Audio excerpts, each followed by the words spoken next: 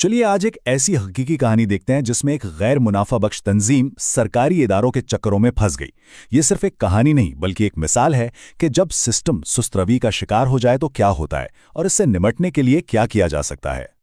तो सवाल यह है कि होता क्या है। जरा सोचिए, एक बिल्कुल मामूल का कागजी काम, एक ऐसी दरख्वास्त जिसे निपटाने में चंद हफ्ते लगने चाहिए थे, लेकिन अंदाज़ा लगाया जा सकता है कि इसमें आखिर कितना वक्त लग गया। जी हाँ, पूरे 13 महीने, 1 साल से भी ज्यादा का अरसा। ये सिर्फ एक हिंसा नहीं है, ये 1 साल के ज़ाया-शुदा खैराती काम, रुके हुए मंसूबों और टूटी हुई उम्मीदों की कहानी है। ये ताख़ीर हमें उस मसले की गहराई बताती है जिस पर हम आज बात कर रहे हैं। तो इस कहानी का जो मरकजी किरदार है वो है world of Islam trust, Islamabad में कायम एक तंजीम जो लोगों की खिदमत के लिए काम करती है।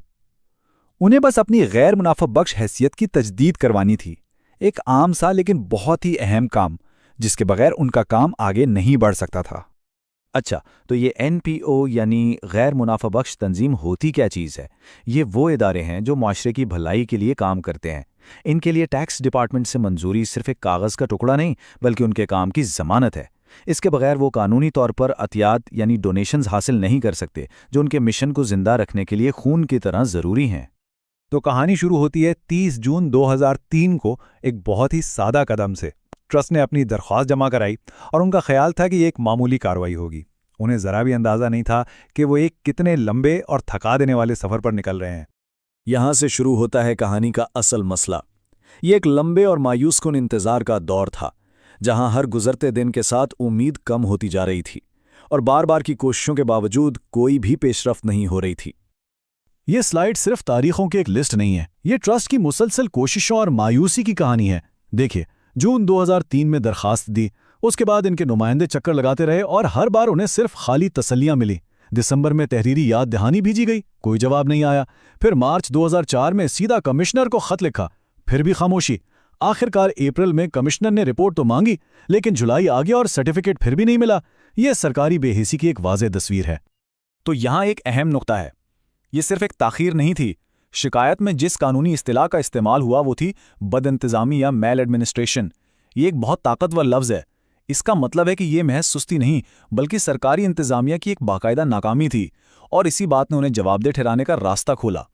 जब कहीं से कोई सुनवाई नहीं हुई और ऐसा लगा कि सिस्टम ने उन्हें बिल्कुल मायूस कर दिया है, तो ट्रस्ट ने फैसला किया कि अब इस मामले को एक बड़ी अथॉरिटी के पास लेकर जाना है। ये कहानी का वो मोड़ है जहां एक नया किरदार, एक खास निगरान इदारा यानी ओम्बुड्समैन मैदान में आता है।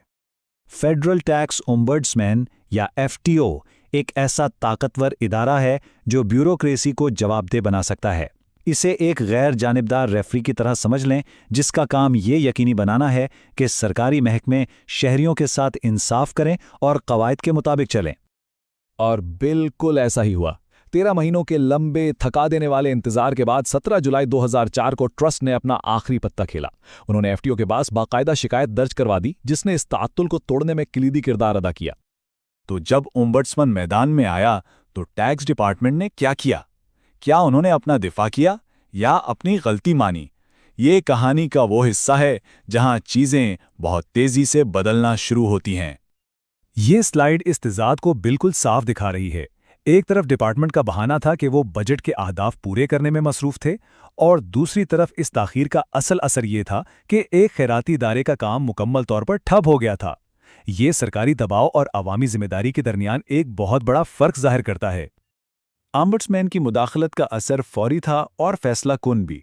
टैक्स डिपार्टमेंट ने ना सिर्फ अपनी गलती तस्लीम की बल्कि बाज़ाब्ता तौर पर इस पर गहरा अफसोस भी जाहिर किया।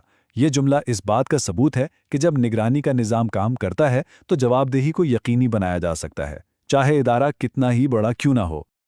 लेकिन अहम बात यह है कि कहानी यहाँ ख़त्म नहीं हुई। ये सिर्फ एक सर्टिफिकेट की मंजूरी की बात नहीं थी। इस केस ने एक ऐसी तब्दीली की बुनियाद रखी जिसका मकसद सिर्फ इस एक गलती को ठीक करना नहीं था, बल्कि मुस्तकबिल में ऐसे मसाइल को दोबारा होने से रोकना था। तो चलिए देखते हैं कि ये पूरा मसला आखिर हल कैसे हुआ, स्टेप बाय स्टेप। सबसे पहले शिकायत दर्ज हुई, जिससे कार्रवाई शुरू हुई। फिर डिपार्टमेंट ने अपनी गलती मानी, जिससे हल का रास्ता निकला। उसके बाद सर्टिफिकेट जारी हुआ और केस बंद हो गया। लेकिन सबसे अहम कदम आखिरी था। एक ऐसी सिफारिश पेश की गई जिससे सिर्फ एक तंजीम को नहीं बल्कि पूरे सिस्टम में बेहतरी आ सके। ये एफटीओ की तरफ से बहुत दूर अंदेश सिफारिश थी। उन्होंने सिर्फ मौजूदा मसला हल नहीं किया, बल्कि ये तजवीज़ दी कि आइंदा ऐसी दरखास्तों को निपटाने के लिए एक माकूल वक्त यानी रीजनेबल टाइम फ्रेम मुकर्रर किया जाए। ये एक फ़र्द के केस को पूरे निज़ाम की बेहतरी के लिए इस्तेमाल करने की बेहतरीन मिसाल है। तो इस पूरी कहानी का असल सबक क्या है? ये हमें बताता है कि ओम्बुड्समैन जैसे आज़ाद निगरान इदारे कितने अहम हैं। वो उन लोगों या तंजीमों के लिए एक ढाल का काम करते हैं जो सरकारी सुस्ती की भूल भुलैयों में फंस जाते हैं और इस बात को यकीनी बनाते हैं कि पूरे निज़ाम में जवाबदेही और शफाफियत को फ़रोग मिले।